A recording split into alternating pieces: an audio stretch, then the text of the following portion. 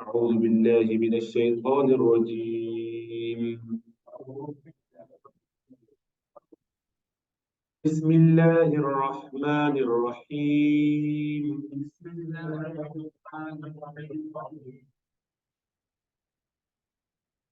وقالوا اتخذ الله ولدا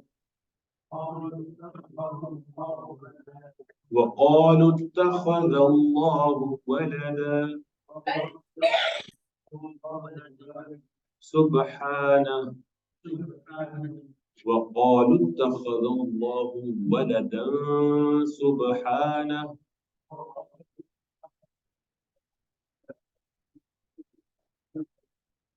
And قالوا, they said, اتخذ الله, Allah subhanahu wa ta'ala has taken, he took, waladan, a son.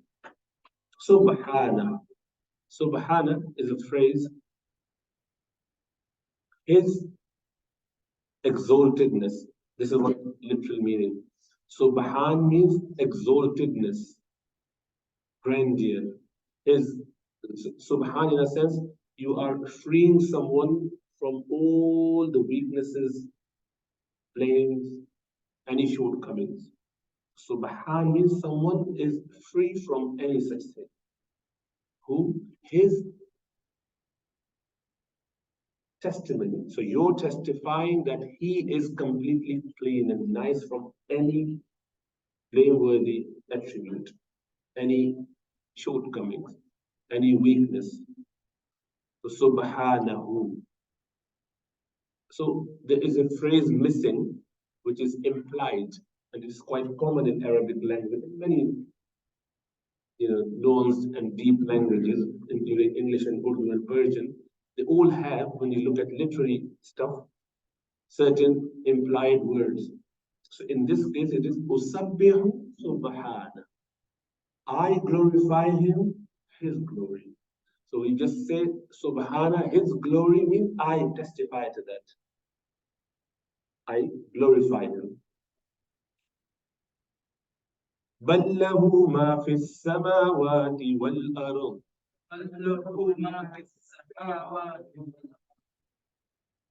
Rather, بل له, for him, ma, whatever is in fi as-samawat, in the heavens, wal ard, and in the earth. Rather, everything in the heaven and the earth belongs to him. What it means that he has got everything. Why would he need a son? Everything in the heaven and earth belong to him. Ta'an or karhan, whether they accept it or not, everyone has to obey to him. Whatever he wants would happen. So why would he need a son? Son is needed by the created being for their weaknesses, for their continuity in their offspring, to carry on with their legacy, their progeny. So they want to have that in order to keep their race going. Why would Allah need it? He's the first and the last. He's always there. He wouldn't need to maintain his line. His line is clear. His lineage doesn't need anything. So it's a sign of a weakness. God doesn't need that. So everything belongs to him, including the one created in the form of whoever you call his son. This is a slave. So why would Allah need it? So that is what Allah subhanahu wa ta'ala is appealing to. Think about that. If everything belongs to him, why would he need a son? What is there a need for son? كل له قانتون. Everything, كل, everything, له, for him, قانتون, obedient. Everything has to obey him. Now you may say that we don't see certain people not obey him. But it means that in actual sense, without his permission, nothing can happen. I gave you the example a few times before, just to reiterate that. You let certain things happen, although you can stop it. The example of the 2-year-old keep trying to put the finger in hot tea or coffee. He said, shh, don't do it. Oh, no, no, it's hot. Get away, get away. No, no, no, no, no.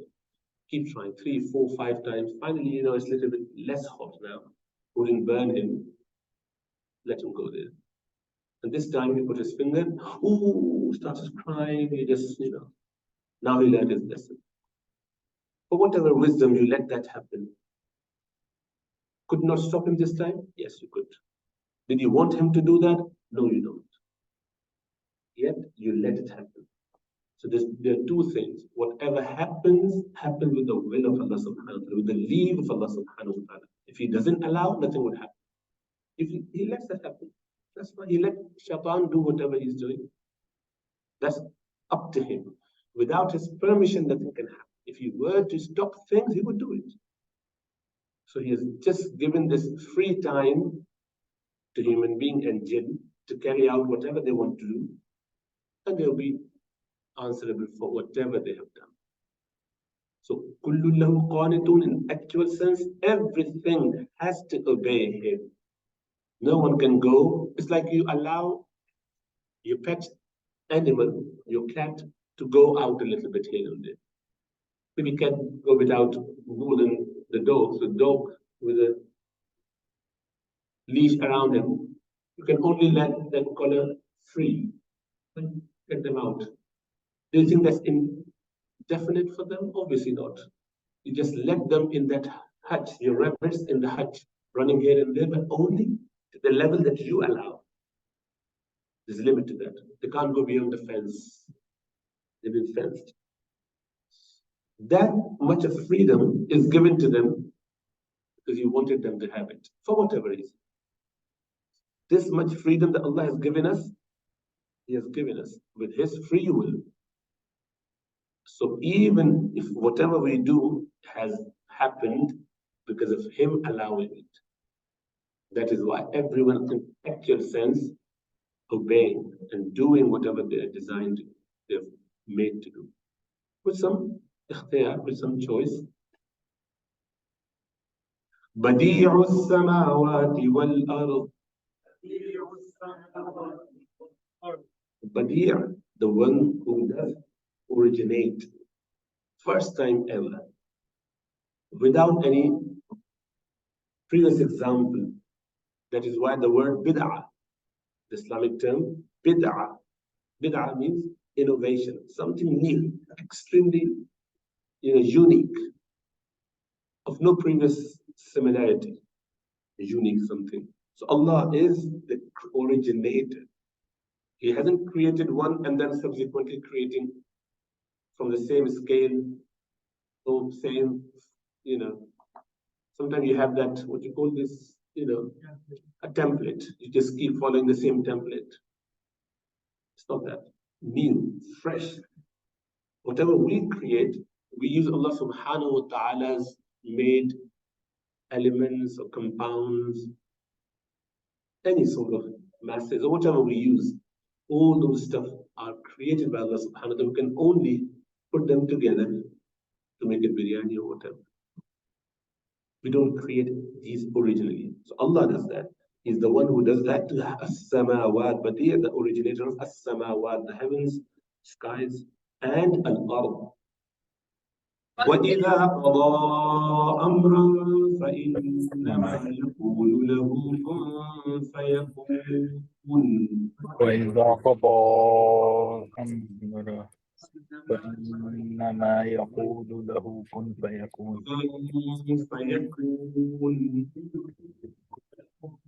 And إذا, whenever, when قضى, when he decided, when he decrees something, when he decreed, because there's a past form, amran, a matter. When he finalizes a matter, when he decides that this is how it would be, فَإِنَّمَا يَقُولُ, so he does accept. Only thing he has to do is to say, يَقُولُ لَهُ, say to it, kun, be, فَيَكُونُ, and it would be. And all Allah needs is to say, be, and that action would just happen. That thing would just happen. In fact, the kun is to tell us he thinks that is happening. Everything. It's like every level of creation, anything he wants to do, unlimited. وقال الذين لا يعلمون لولا يكلمنا الله أو تأتينا آية. قال الذين لا يعلمون لولا يكلمنا الله أو تأتينا لولا يكلمنا الله أو تأتينا آية. لولا يكلمنا الله يكلمنا الله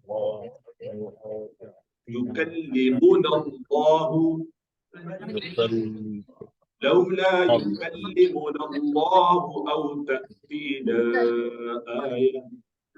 لولا يكلمنا And قال said الذين, those people, those لا يعلمون, those who do not know. لولا, why not?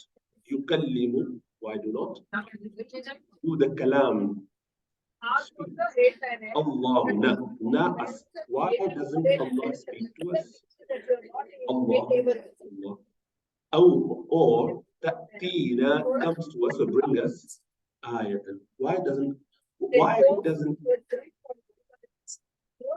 an ayah come to us?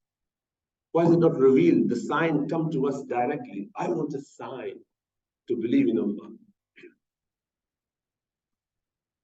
كذلك قال الذين من قبلهم مثل قولهم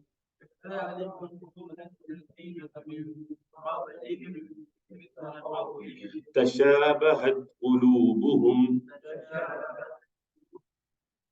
كذلك, and likewise, similarly, thus قال الذين, said those people من قبلهم, before them, the people before them have said the same thing, مثل قولهم, like this saying of them, like their saying, whatever they say, similar to that has already been said by people before. There are many people who say the same thing, generation after generation. تشابهت قلوبهم, their hearts are similar. They resemble each other. They think the same way. They keep bringing the same argument. Every argument they come up with has some ego, some personal, ulterior ideas. Why not that? Why can't I have that? Why not me? Why isn't that I am chosen for that? Why am I not that special? Why everyone else? Why is he a prophet, not me? So it doesn't happen to us, alhamdulillah, because we know school stopped. But this is what they claim. Why Allah subhanahu wa ta'ala chose you, O Prophet so and so, not us? What special merits do you have? Because we don't accept anyone's supremacy or someone being better than us. We are all equal, here we are, we work together, all of a sudden you are claiming to be prophet. I can't be subdued to it. It is hurting me badly. It's my ego that will be tested. I can't. Then I would come up with different. Oh, it's not that I don't seek any, position. It's just I was asking, and then it's my ego and everything is there. My logic actually, I want to see. Maybe you are wrong. An example of that is when the people who came to Muhammad sallallahu alaihi wasallam, when he invited them in the beginning, so he said, "What would you say if I were to tell you that there's enemy coming from behind this mountain?" They say, "Yes, we believe." Why? No, because we've tested you. We've experienced jarrabnaka miraran several times. But we found you the most trustworthy, most truthful one. And yet, when Rasulullah sallallahu alaihi wasallam mentioned that I've been chosen as a prophet, how come you only chose, Allah chose you? Doesn't fit. Why not so and so? Why not me? Why not? I'm not asking for me, but at least him, he's better. It's quite common, and that's all to do with my whims and desire that I've taken as my Lord. I worship myself, my ideas. That's ego, that's ana. Self-perfection. We all see ourselves to be really good in many ways, unless you look inside your heart and start checking and start finding faults. And that's what we call introspection, the ihtisab, the personal assessment. And that is the most important aspect, one of the most, out of three most important aspects of self-rectification, spiritual cleansing, purification, tazkiyah. This can only happen if one looks at their heart. And many times we don't see because we're blinded.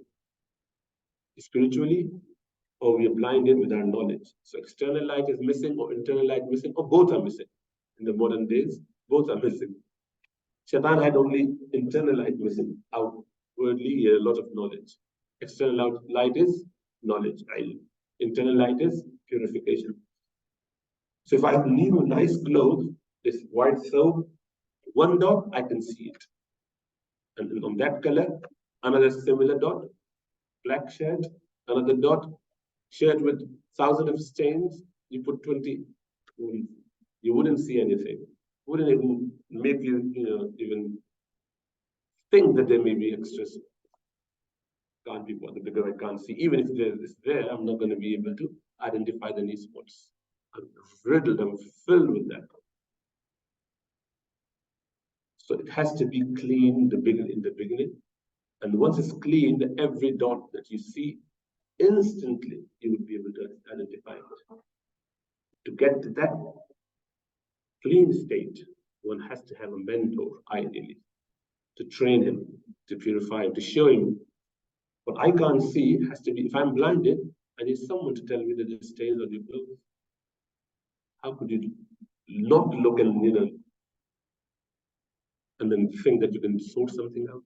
You have to have that idea. That's why mentorship is very important. That is why, how many books? 315 according to some narration. And how many prophets were sent? And Allah says, we send the prophets in the same language that the people spoke. So why was that there are people know the language, the book is in their language, 313, 15, that must be enough. 124,000 to do what? Teach the same book. It's not just teaching or narrating. It's transforming, beautifying them, cleansing their heart spiritually so that they can act and act with sincerity. And that's the way of salvation. Salvation comes with those two things. A sincere heart and sincere knowledge. Both of those coupled together in your action, you are on the mend. You are up the ladder. You'll be fine. And once you've achieved that initial uphill journey, then it's nice and plateaued station. You can just carry on your path. You may stumble here and there, except that you will be aware of that immediately and you come back. And you would know how to go up again if there was any problem. You don't start from scratch. You don't go down too low because you know that you're falling rather than ignoring it. Freely falling and enjoying the fall. You wouldn't do that. You realize immediately that I've taken the wrong exit, straight back up. Can't be bothered to carry on. Even if there was something which is attractive, so attractive, ignore it. I need to come back to my track. That is, وَلَمْ يُسِرُّوا عَلَى مَا فَعَلُوا وَهُمْ يَعْلَمُونَ. They do not insist on being on the wrong. Rather, they turn back up to the lowest. قَدْ بَيَّنَّا الْآيَاتِ لِقَوْمٍ يُوقِنُونَ.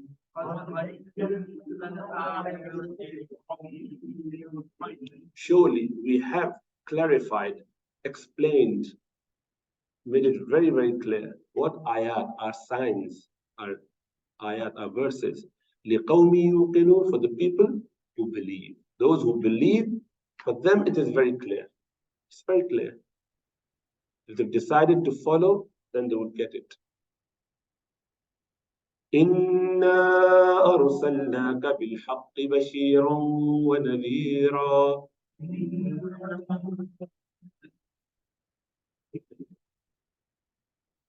وَنَذِيرًا. Indeed, we. أَرْسَلْنَا, we send. Ka, O Muhammad, you, O Muhammad, we sent you.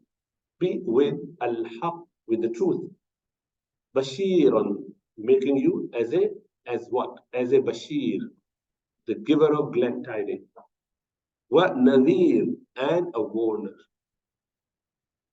Someone who gives the glad tidings is called Bashir. O Muhammad sallallahu alaihi wasallam, we sent you with the truth, which is this Quran, to the people, obviously, so that you can give them glad tidings for those who accept above and beyond their ego, leaving it behind, following the path of Rasulullah sallallahu alaihi wasallam, and those who do not, warn them, because there are people who would like to have some sticks, the people who would be sorted out with carrots. So there are different types. You need both. Sometimes even inzar works better. Some people would get straightened through a warning, and majority with glad tidings. So depend on which category you fall in, because the ultimate idea is to be on the track so that we are successful. ولا تسأل عن أصحاب الجحيم. ولا, and not. تسأل, you will not be asked. عن, about أصحاب الجحيم, the people of hellfire. Those who have opted to go to hellfire by rejecting the message, by rejecting Allah subhanahu wa ta'ala, by rejecting Muhammad sallallahu alaihi wasallam, you've given them the warning, giving them clear message, we've clarified it. That's up to them. Leave them alone. You will not be asked about why they went to hell, why they have been on the wrong. Your job is to do your bit. Now, next ayah is important ayah. Rasulullah sallallahu alaihi wasallam was so concerned. This ayah, likewise, we showed Rasulullah sallallahu alaihi wasallam, he had utmost concern for people. As we read the narration and Quranic ayat to explain that, perhaps, O Muhammad sallallahu alaihi wasallam, you would cause yourself harm, you kill yourself, for they are not believing in Islam, they are not following you, they are not believing, and you're concerned about them being in hellfire. There's so much your concern is such that you may harm yourself with that concern. He would put his blessed head in sajda, making dua to Allah subhanahu wa ta'ala whole night. إن تغفر لهم فإنهم عبادك إن تعذبهم فإنهم عبادك وإن تغفر لهم فإنك أنت العزيز الحكيم. Standing up, having, what we call pedal edema, swollen feet. And it doesn't happen unless you have heart failure or kidney failure or liver failure. He was completely fine individual. It takes hours of standing when you start leaking the fluid due to the pressure of gravity. And he would do that, just standing in prayer, imploring Allah subhanahu wa ta'ala, beseeching Allah subhanahu wa ta'ala. So his concern is such, even for those who stabbed him, the hypocrites. He was eager to go and lead the prayer. But Abdullah ibn Ubay, he passed away, the chief hypocrite. He stabbed Rasulullah sallallahu alaihi wasallam's da'wah in many ways, several times, and yet Rasulullah sallallahu alaihi wasallam was trying to make dua for him. Allah subhanahu wa ta'ala intervened and said, no, not at all, no more.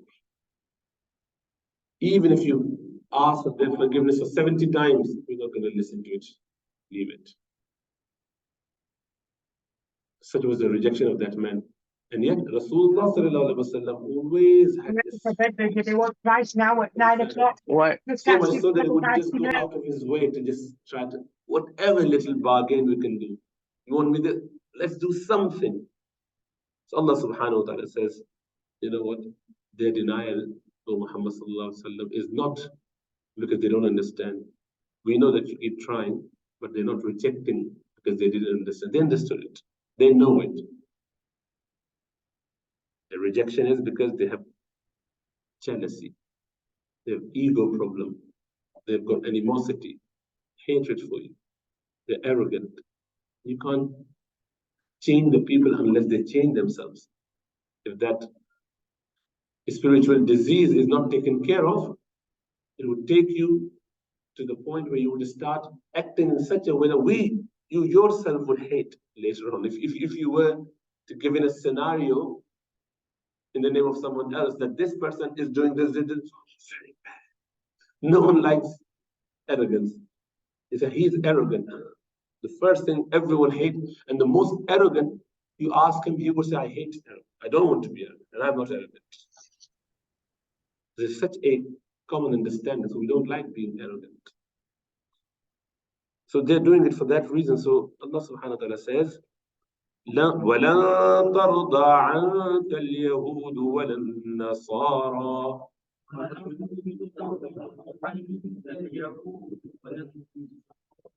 وَلَا النَّصَارَى حَتَّى تَتَّبِعَ مِلَّتَهُمْ. And never ever will be happy, approve, anka, they'll be happy with you, al-Yahud, wal-Nasara, and neither al-Nasara. They're not going to be happy with you at all. You can't please them until hatta tattabi'a, you follow millata, path, their way, whom, until you follow their path, until you follow their way. The Jews and Christians, oh Muhammad sallallahu alaihi wasallam, you're trying your best to appeal to Islam, these people, no, they're not going to listen to you. You can try as much. They actually offered to have half and half, come middle way. Except some of our religion, I will take some of your religion. Yes. Allah said no. They would not be, even then, they're not going to be happy. There's no point trying to be, docile in that sense. They're not going to listen to you.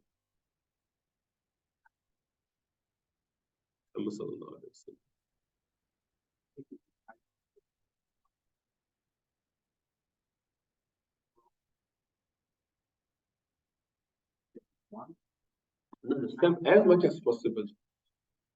As much as possible. We continue. For us to judge anyone, Muslim or non-Muslim, not at all. It is not up to us to say, now I think I have done enough. We don't. We don't. For Rasulullah sallallahu alaihi wasallam, he never stopped until Allah intervened and stopped to specific individuals, not to everyone. And Rasulullah sallallahu alaihi wasallam is the one that we need to follow as per command of Allah subhanahu wa ta'ala. So our path is that we continue to give da'wah to everyone. Never ever feel that you have done enough. Never ever feel that khatam Allah ala qulubihim. There's done cases, not at all. We are no one to judge that. We continue to give da'wah. Muslims, non-Muslims, everyone. Yes, you can do this. I don't think we have got good relationship. I think we've just broken. There's no way we can continue with this argument or discussion. I would back off. Not that I think you are not worthy, it's perhaps I am not able enough to convince you. With that attitude, you can come off that discussion. That's fine. Rather than thinking, oh, see, knew it. Allah already told me. Out. Another one out of the fold of Islam. No, that's haram. That's bad. Very bad character. First of all, you should never feel that you have the authority to invite people. You're only doing it as a responsibility. You are like a postman. The check has come from someone else. It's not you giving check to anyone. You don't deserve to be doing that. That's the work of ulama, who are the heirs of Prophet. Even the ulama, I'm talking about true ulama, not the madrasa graduate like ourselves. We are not alim. We just, unfortunately, in the land of blind, one-eyed men may be the king, but that does not mean anything in the eyes of Allah subhanahu wa ta'ala. And it's not being humble. That's the true reality. Alim is someone who has dedicated his life to the deen of Allah subhanahu wa ta'ala. And they are the heirs of Prophet Muhammad sallallahu alaihi wasallam. They are supposed to do that. And even then, they wouldn't be thinking like this. And they don't. For us as a common layman, common people, completely haram to even think that you're worthy of doing that. So rather you do it as a postman, a naqil. I'm just passing the message on to these people. And this is, by the way, not the only way. There are many doing it, and I might not be the best person. It may be that guide him to this individual, he might do a better job because they've got more, compatibility. He may know better. Maybe his style is better. So I just pass on to someone else rather than say, "Oh, I have done enough. I'm moving on." Then you are putting yourself at a very high pedestal, thinking that you are next to Prophet Muhammad sallallahu alaihi wasallam. That's haram. That's bad. That's so much of vanity, the ujub and kibr. Not allowed. Not allowed.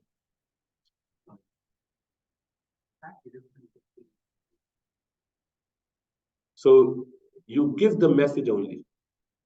You give the message to non-Muslim. When you're giving the message, you should know clearly that this is the message, the only message which is true. When you invite our brothers who are already Muslim to practice, as long as they do not deny the practice. For example, you go to your brother and say, "Please come to masjid for prayer," and he said, "Oh, he's lazy," or "Come to such program," and he's not coming. That only means that he is not interested in your style. He's not rejecting prayer. He's lazy, and he might need more help. Might need help from someone else. Maybe you're not the best way. Maybe he has got some bad ideas with you, or he doesn't. You don't appeal to him. He might benefit from someone else. So you just refer to them, or you just let them be, because you're not the only one. Other than prophets, there's no one who can claim to be the ultimate path to Allah subhanahu wa ta'ala. We are not the ultimate line to Allah subhanahu wa ta'ala. No, in fact, we don't even know about our own selves. How do you know that you're upon the truth? You think you're upon the haqq, but is that wahi testified, certified at all? Not at all. Other than prophets, no one can claim that I am upon the haqq, everyone else is batil, not at all.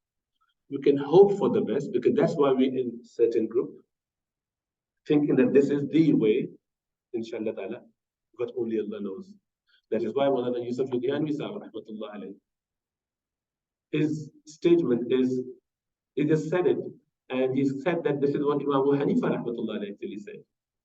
So he quoted that in one of his final days article where he said, Ya Allah subhanahu wa ta'ala, he said that this is how I make dua for myself. He said, I make dua to myself, for myself, to Allah subhanahu wa ta'ala. Ya Allah, I have been working all my life thinking that this is the best way. And I've been doing the da'wah for this, I've been working on it. Ya Allah, this is according to my understanding, according to my teachers, according to my imams for 1400 years or whatever. And yet I'm not sure 100% because there is no revelation, although I extracted it from Quran and Sunnah and the statements of Sahaba and Imams. Yet it may be that I heard, maybe my aqidah is not as sound as I think it is. Ya Allah, be my witness that I am dying upon the aqidah that you prefer, that you wanted us to be on, and your Muhammad sallallahu alaihi wasallam wrote. That's my aqidah.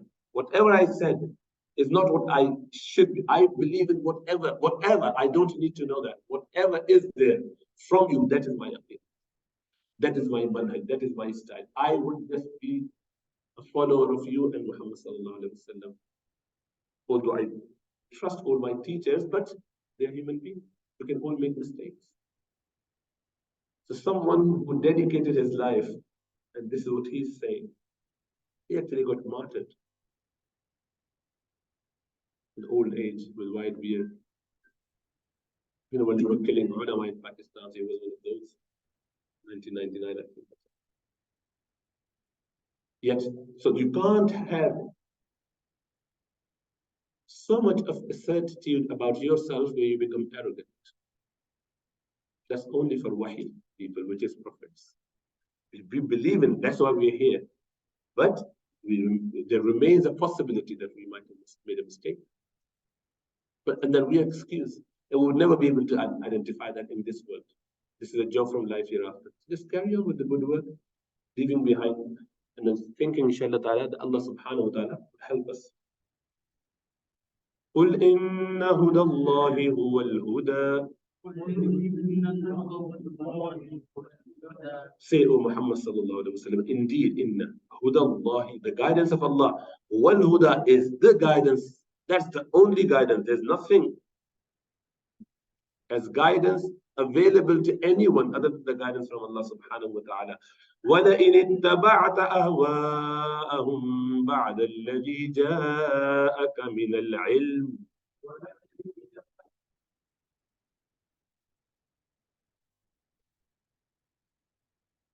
And so if you followed اتبعت أهواءهم, their wish, their desire, their whims, بعد الذي, after that which came to you, جاءك, after what came to you, من العلم, from the knowledge. When you have received this knowledge, and if you followed them, ما لك من الله من ولي ولا نصير.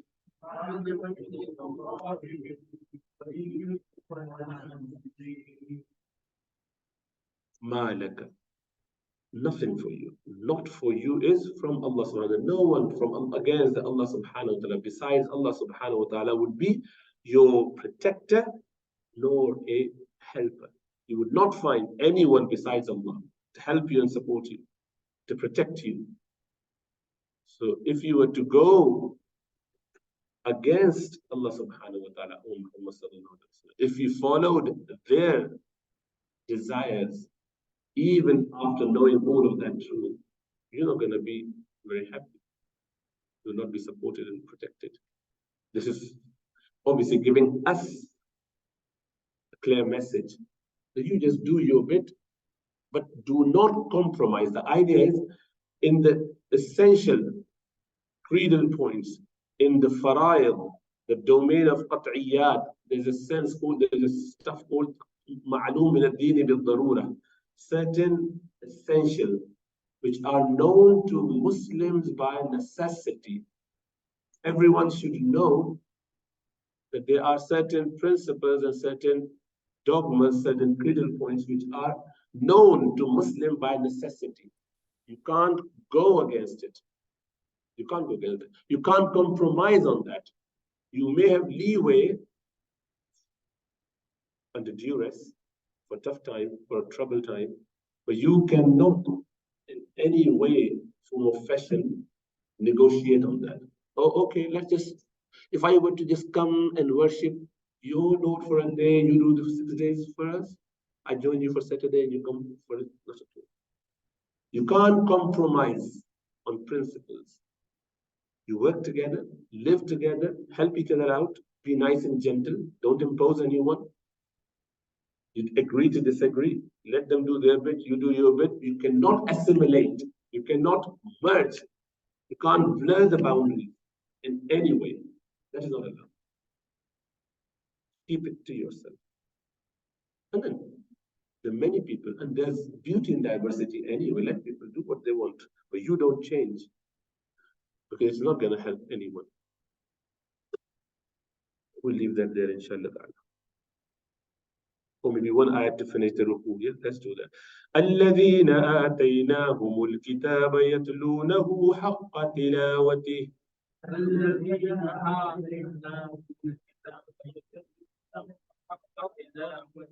Those who we gave, آتيناهم, those who we gave, الكتاب, the book, يتلونه, they recite it. حق, in a sense, which is the right. Haqq here means the right. The right of the tilawati is recitation's right. The right of the recital. The recitation should be done in the most perfect way. And this is talking about the people of book. When they were given the book, they should recite, and they used to recite. Those who followed the message of Sayyidina Musa alayhi salam, before they changed and then corrupted it. But normally they would do it. Even today, there's certain spiritually sound and sensible people. Likewise for us to recite Quran in the best way, with tajweed, with makharij, with, أُولَٰئِكَ يُؤْمِنُونَ بِهِ. These are the people, they believe in it.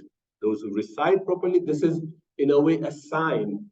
If you pay attention to your recitation and you do, due diligence in recitation of Quran with makharij and sifat of huruf, where to stop and how to combine, rather than just reading in your own language, that suggests that you believe in that book. If you had that belief, you would not go against it. You do try your best to fulfill the rights of Quran. They're the ones. So Allah is attaching this recitation, perfection in the recitation, to the belief. Imagine if you don't know any tajweed and you're reciting in your language, there's a problem. وَمَن يَكْفُرْ بِهِ فَأُولَٰئِكَ هُمُ الْخَاسِرُونَ.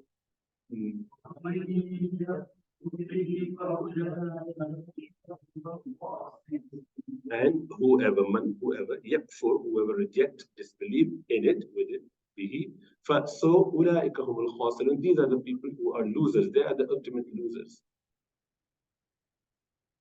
Meaning rejecting Quran, rejecting any previous books would amount to rejection. If you reject the book, you are the loser.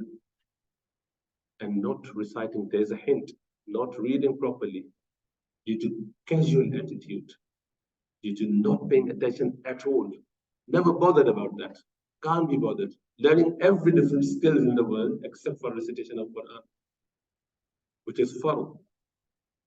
It's a problem. Isn't there a hint there? You can see the hint. أُولَٰئِكَ يُؤْمِنُونَ بِهِ. And Allah says, وَمَن يَكْفُرْ بِهِ. Those who recite the book they were given in the proper way, this is the sign that they believed in it. And those who reject are the losers. Means this is a sign that they are rejecting. What is the sign? Not reading properly. That's a very stern ayah, very firm ayah. And I don't normally mention this, but you can see the sense there. It's very strong.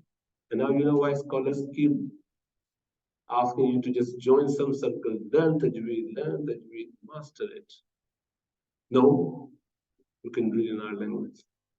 May Allah give us tawfiq to understand inshallah. Jazakallah.